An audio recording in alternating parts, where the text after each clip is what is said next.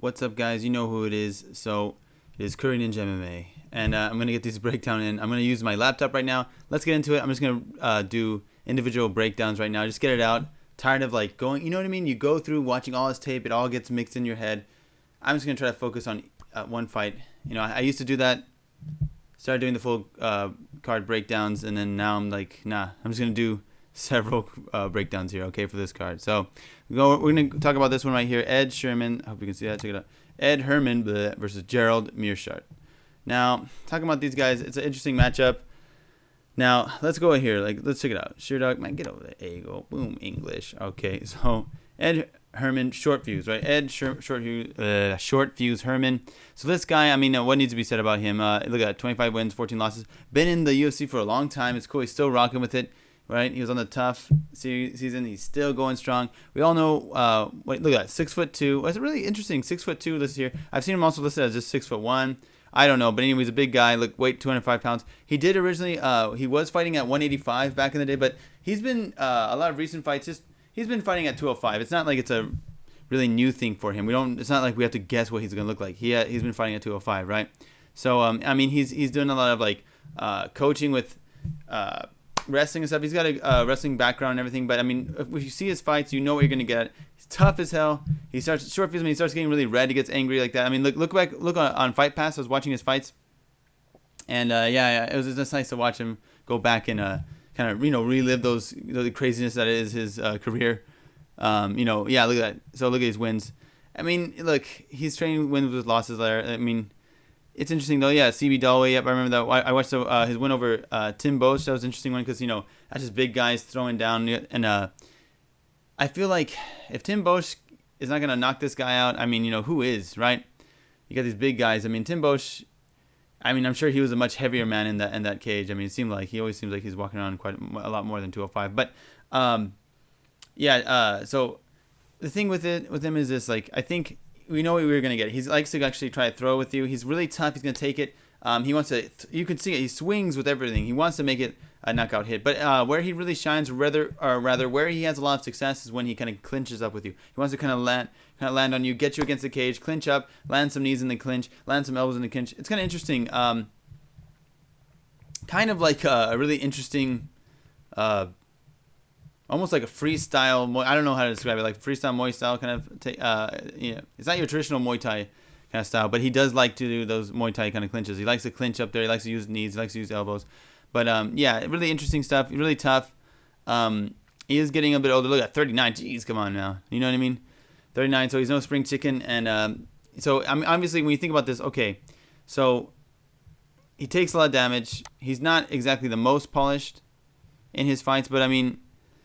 He has power, he's really tough, and he has some good clinch work, right? Now, if we go over, look, you might think, okay, so why would you bet on him? Why would you pick him?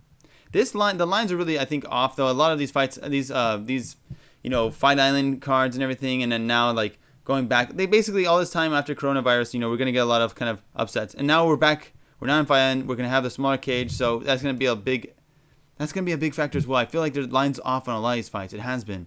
Gerald Meershaert, man, GM3. This guy, I mean, talking about training wins and losses, this guy training wins and losses. I mean, the thing with Meershaert, I mean, the funny thing is, like, apparently he has, if you look back, you go and you go his Wikipedia and everything, like, you go and you look and he's supposed to have, like, some striking background. Like, he had a kickboxing, wasn't he? Like, he had black belt. He had a black belt in Taekwondo. This is really ridiculous to me. Like, what? It does not translate. I just feel like, was it the fact that he did it when he was really young, and then he just kind of fell in love with the ground game and forgot all the striking, or what? Because he's a very large guy. The funny thing is, he's typically fights at 185. Now you might be thinking, okay, well, so does Herman. Herman used to be 85, he moved up. Yeah, but we've seen how Herman looks at moving up to 205. With Meershaert, I don't know what he's gonna look like. I think it'll be fine. He is a big frame guy. Look at 6'1". I mean, I think he's probably around the same size. I mean, I think he's gonna have a reach advantage slightly, but not really. They kind of match up really well, frame wise. So him going up 205, I don't think it's a big deal, but we don't know. We have not really seen him do that, and not really a big fan of that. 31 wins, 13 losses. Look at that. He trades wins and losses, and I mean, look, yeah, lost to Eric Andrews, right? Trevin Giles, he did win over Trevin Giles. It's noteworthy. Kevin Holland, look at that, lost to Kevin Holland, which is kind of predictable. I mean, yeah, Kevin Holland should have the better striking fight in this card as well. One thing I want to talk about, look at that. He won over Darren Wynn, but man, you got to fight over Darren Wynn. I don't want to be an asshole, but like Darren Wynn isn't like, he's like 5'7", 5'6", and he's having trouble cutting down to 185. It's ridiculous. And the funny thing is, in that matchup, I remember, I think Meershaert was an underdog, I believe. And I think because people are high on Wynn, like, oh, he's a protege of Daniel Cormier, and oh, look at that. Yeah, he's short and chubby, but you know what? He makes it work. It's just different, dude. It's you got no business. I mean, come on now. How do you have trouble cutting down? Oh, he has trouble getting down to even 185. I'm like, what? You've got the frame of like a bantamweight. You know, you got a frame of a bantamweight. And you're telling me it's hard to cut down? I mean, look, I'm not expecting all the guys to be super ripped and jacked and all that stuff. No, but I'm just saying it's just kind of bizarre to me. So anyway, look, I don't want to talk about friggin', I don't want to, rain on Darren Wynn or whatever, like talk a lot of crap about this guy. But look, I mean, yeah, it makes sense that you would win against Darren Wynn. And even then, I mean, he got the rear naked choke in and stuff. But I mean, that's why, I mean, when you're so much bigger frame, the striking, it's not like, I mean, he'll move out of the way. He has you'll see something where he's kind of working on striking. Maybe he has a little, that's kind of like, you get a glimpse of maybe some of that striking prowess. But then, nope, you start seeing the punches come out. It's kind of like, he kind of repeatedly does a 1-2, 1-2. And he doesn't have that pop in his shots. He's not really fast with it. He just kind of is a bit labored. He's tough. He's big. He's got those long arms. And he's got ground game. But I feel like I don't want it to be like where it's like a Darren Wynn kind of situation where you're like, okay, well, he's going to, Darren Wynn's got it because he's got, better striking. He's got that power. He's going to knock him out. You can't really say that. I feel like, to be honest with you, I'm gonna cut it short. I don't want to go too long here.